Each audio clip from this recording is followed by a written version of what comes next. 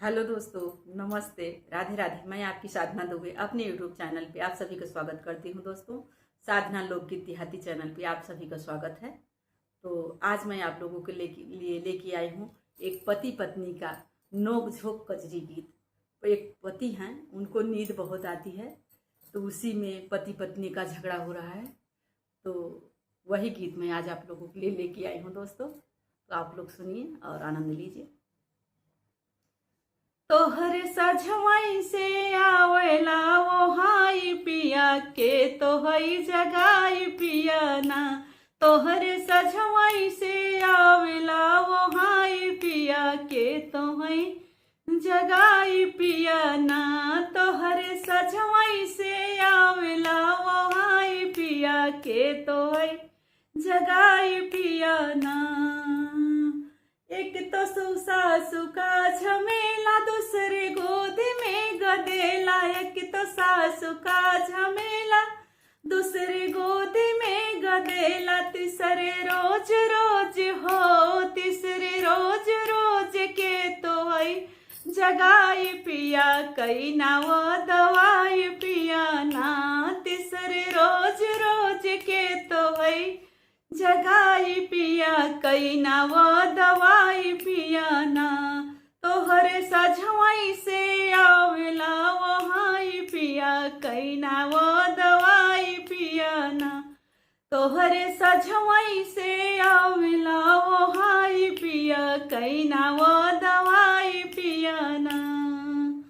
एक तो गोदी में गदेला दूसरे जेठनी का झमेला। एक तो गोदी में गदेला दूसरे जेठनी का झमेला। तीसरे रोज रोज के तो हई जगाई पिया कई ना वो दवाई पिया ना। तीसरे रोज रोज के तो हई जगाई पिया कई ना वो दवाई पिया ना। पिया सजवई से आवेला वो हाई पिया कई ना वो दवाई पिया ना। तोहरे सजवई से आवेला वो हाई पिया कई ना वो दवाई पिया ना। एक तो गोदी में गदेला दूसरे ननदी के झमेला। एक तो गोदी में गदेला दूसरे ननद के झमेला। तीसरे रोज रोज के तो हई जगाई पिया कई ना वो दवाई पिया ना। तीसरे रोज रोज के तो हई जगाई पिया कई ना वो दवाई पिया ना। तोहरे सजवई से आवेला वो हाई पिया कई ना वो दवाई पिया ना।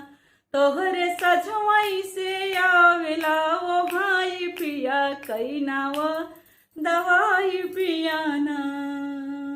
दवाई पिया ना हो दवाई पिया ना। तोहरे सजवई से आवेला वो हाई पिया कई ना वो दवाई पिया ना। तोहरे सजवई से आवेला वो हाई पिया कई ना वो दवाई पिया ना। धन्यवाद दोस्तों। यह हमारी छोटी सी कजरी गीत आप लोगों को कैसी लगी कमेंट बॉक्स में ज़रूर बताइएगा। तब तक के लिए राधे राधे, हर हर महादेव।